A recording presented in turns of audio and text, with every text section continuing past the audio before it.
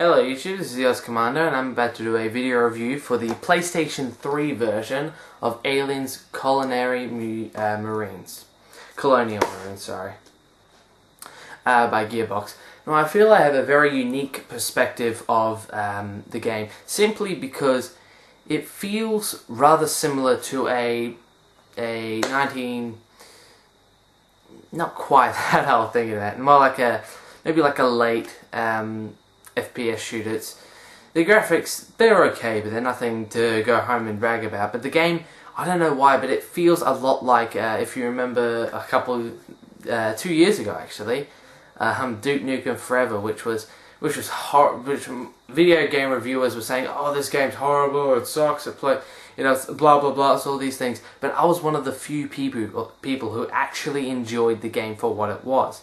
But I think the main reason why I enjoyed the game was not because of the gameplay, but more for the humour and the crack jokes, which unfortunately get halted by Aliens. There's barely next to none humour similar to Duke Nukem. There are a couple witty lines and jokes that the Marines say to one another at the start of the game, but after that, it's pretty much once they figure out the aliens are infesting this planet, it's very standard minimum. There's not many, and they're not very humorous after that. It's more deep and darker and more survival horror sort of like. But it's hard to be scared. That's the problem I'm having with this game. It's hard to be scared of a game that gives you overpowered weapons. You can in a average FPS game, something like Call of Duty, Resistance 2, you can only hold around 2 weapons. Some games let you hold 3.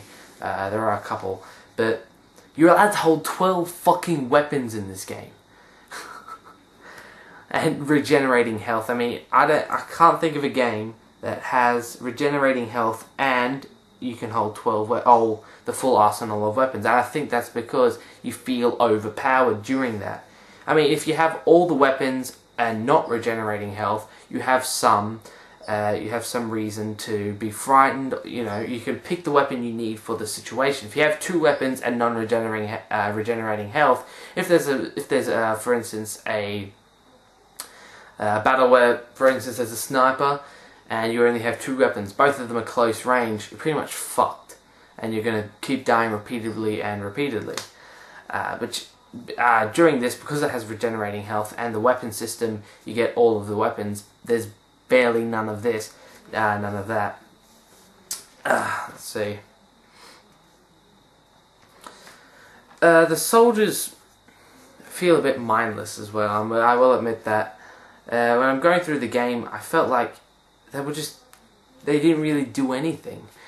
The Xenos and the Vitana, I've written down their name here, but I can't pronounce it precisely. Vitana, I'm sorry. I was just taking down quick notes when I was playing through the games of what annoyed me, what was issues.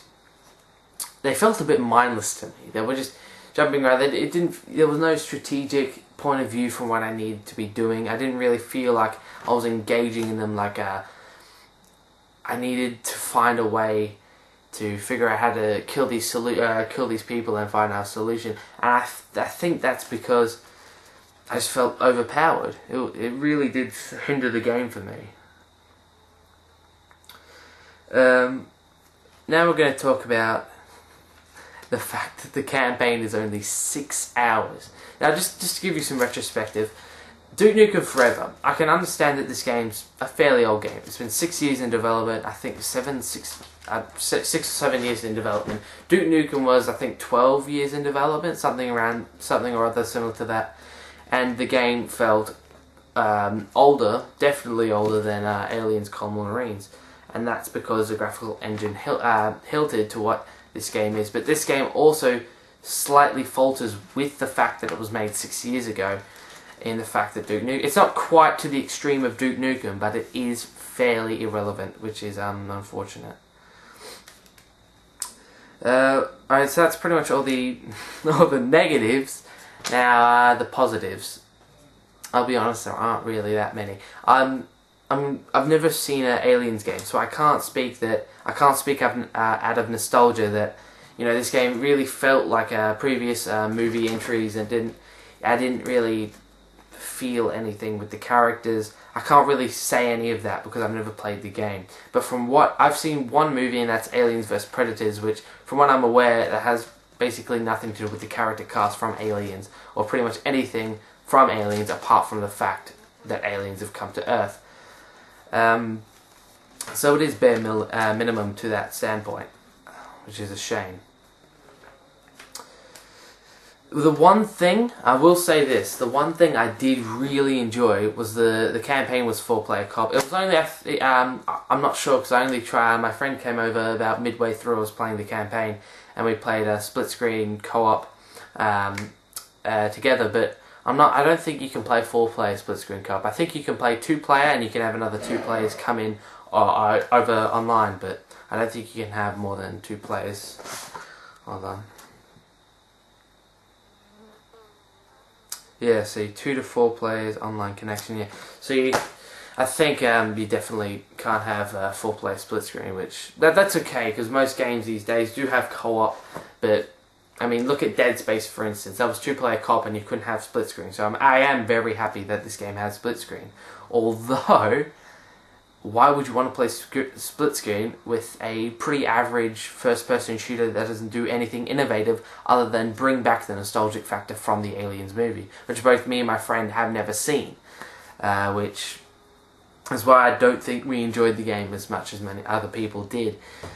But saying that, because of the fact that we haven't had a connection with the game, I think, because the majority of people say that the game is shitty, I think that actually will improve our score, because normally with games that have a nostalgic factor to them, for example, Aliens, Predator, just movies in general, Transformers, if it depends really on the aspect ratio. If you're a fan of a series, if it's an average game, you will most likely either think it's good or bad, and you will cross that line between good or bad. If the majority of people say, it's okay, but it's leaning more towards the crappy side, if you're a fan of that series, you'll most likely say, oh, this is horrible, this is the worst game ever made. But if you're a fan of this, the game is good, if it's slightly better, you'll have a slightly better average ratio for what you'd give the game, because of the fact you're a fan of that series. Because of the fact I'm not a fan, I don't think, and most people are saying that this game is pretty crappy, I think I have a slightly better representation of what the game is saying. The gameplay is pretty bare minimum. It feels pretty much generic. I honestly think it feels, apart from the fact you have a full loadout weapon and regenerating health, which I said previously that it just made me feel that I was overpowered, which is a detriment to the game. I don't really have anything. There's not really anything innovative to say about the campaign. It's just a base. There's nothing. For example, it's similar to Resistance, where they had a gripping and innovative story, but there was no real come forth of the gameplay aspect. Which in Call of Duty, it's known for its big cinematic, action-packed scenes. This game, there was a few of them. I will admit there was a couple. I will admit I did feel extremely overpowered when I was in the mech suit. I can't remember what the mech suit was called, but I think that's the one time that they nailed the overpowered, because I think they wanted that scene to be overpowered. And when you take the minigun, I basically didn't do anything. I was auto-aiming the whole time. It was fucking pretty easy. But now let's move on to and the boss fight. The boss fight against the Alien Queen wasn't exactly the best. I will say that. It wasn't. I wouldn't say it's bad, but it was a standard FPS ending. It wasn't like a huge innovative campaign ender, which is unfortunate. But for what it's worth, the ending wasn't extremely bad, but it wasn't also, I wouldn't say it's good. I'd probably say it's leaning a little bit to the crappier side of the ratio. Now, I don't really have much to say about the multiplayer, and here's why. Because of the fact that most nations don't really... they've been getting the game around about the time now. I started the game yesterday and I got through it in about 6 hours, which is about average for an FPS. So I'm not going to say it's good or bad. It's about average for an FPS game.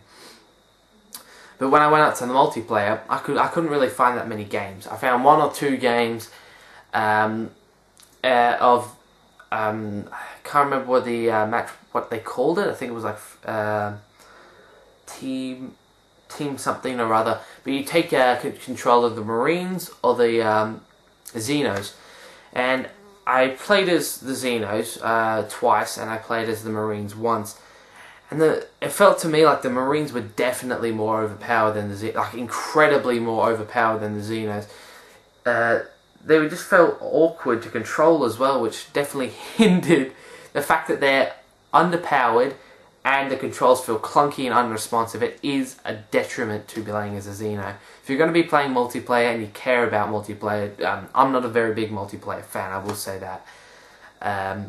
You're not going to be having much fun with it. You'll find, when you're on the Xeno team, you'll find yourself probably either rage quitting or leaving and trying to find a match where you can play as the Marines, which is unfortunate. But like I said, I'm not a very big multiplayer fan. I'm more about the campaign, so I don't really it doesn't really matter to me that much. So all things considered,